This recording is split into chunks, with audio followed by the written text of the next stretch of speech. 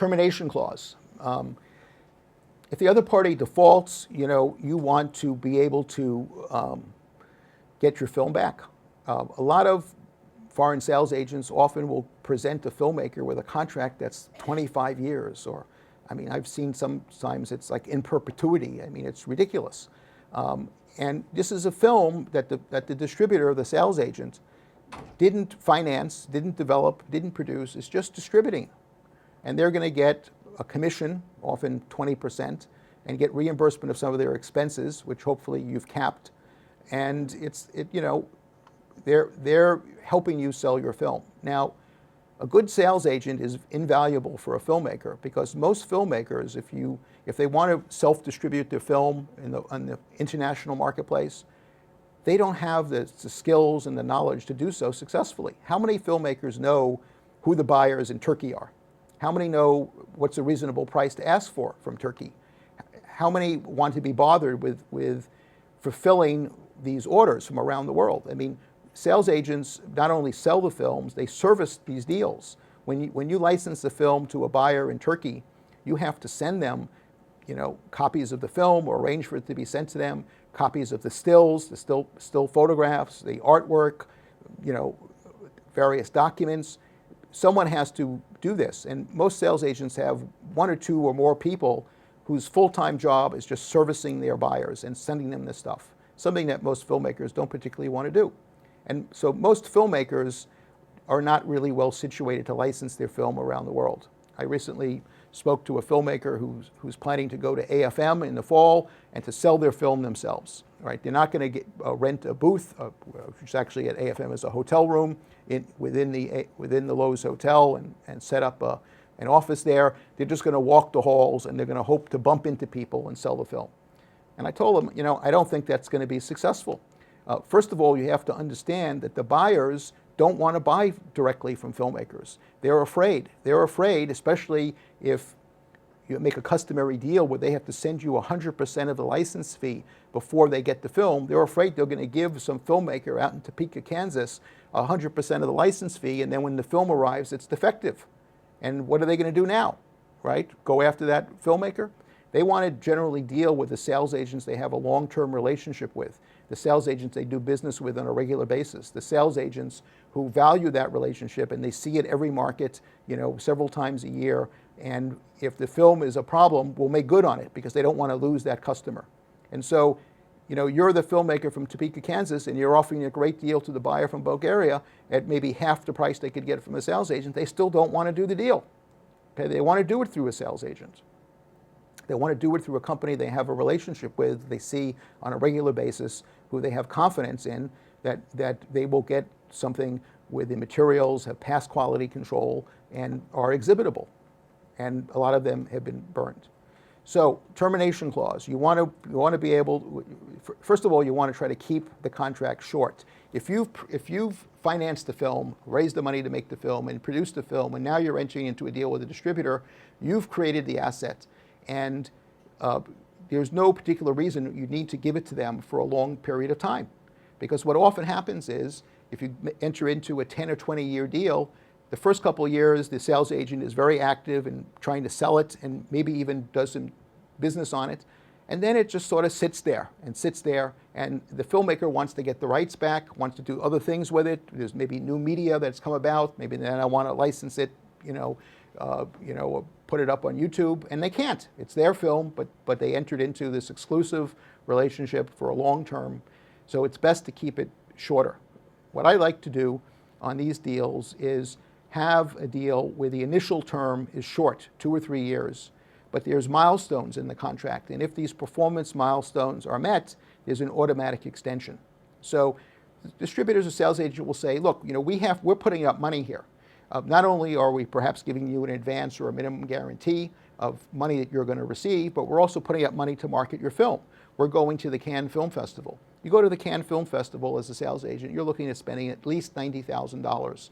You have to fly your people over there. You have to put them up in hotels. You have to pay a market fee to be in the market there.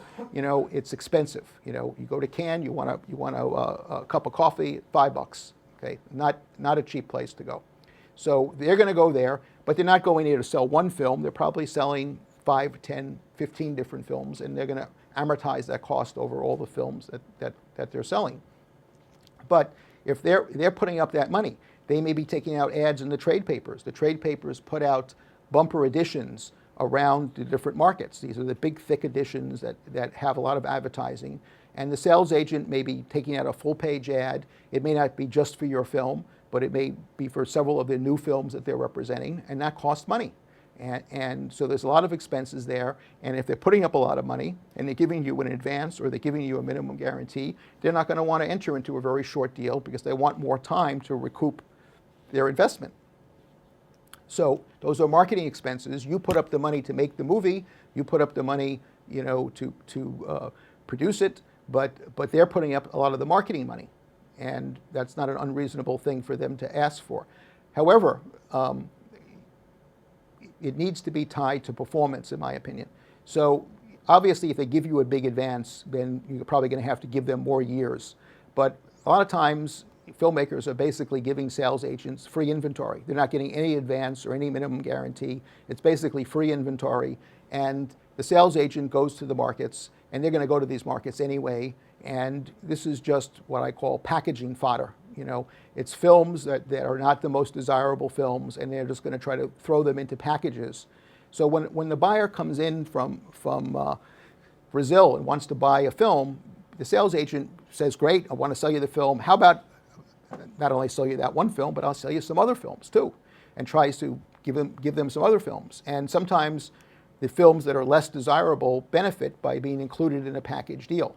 And there's issues that arise as to allocation of the package price if it's just one fee and it's to be allocated over the films, and whether it's going to be allocated fairly or not.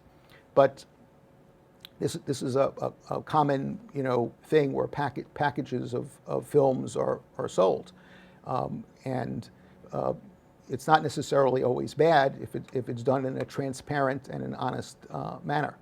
So the filmmaker can benefit from these package deals, but can also, lose out if their film is not given a fair price for the value of the film in the marketplace. At any rate, it's best to have a deal that's structured with milestones, so that the sales agent, has the rights for a certain number of years, a relatively modest number, and if they pay the filmmaker X number of dollars in that initial period, let's say it's 3 years, let's say they pay the filmmaker X number of dollars as the filmmaker's share of revenue in that 3 years, then they get an automatic extension for, let's say, another 3 years. And if at the end of that 3-year period, sales hit a certain performance threshold, then they get another extension. You give them a series of extensions. So in other words, their rights to the film are tied to them actively marketing it and paying the filmmaker. Because the truth is, if the distributor is actively selling your film, there's really no good reason to take it away from that distributor or find another distributor. First of all, it's going to be very difficult to find another distributor. Once you have a film that's been out in the marketplace, selling it is like selling used food. There's not a big market for it. The buyers want the new films. They don't want the old films.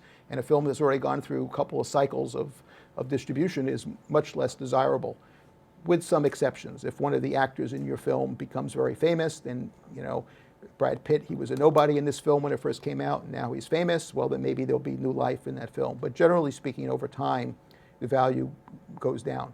But if the distributor is paying you, reporting to you, and their term is tied to their performance, fine. And then if they don't meet the thresholds, then their rights expire, and you get back the rights, and you can look for a different distributor or do something else with the film.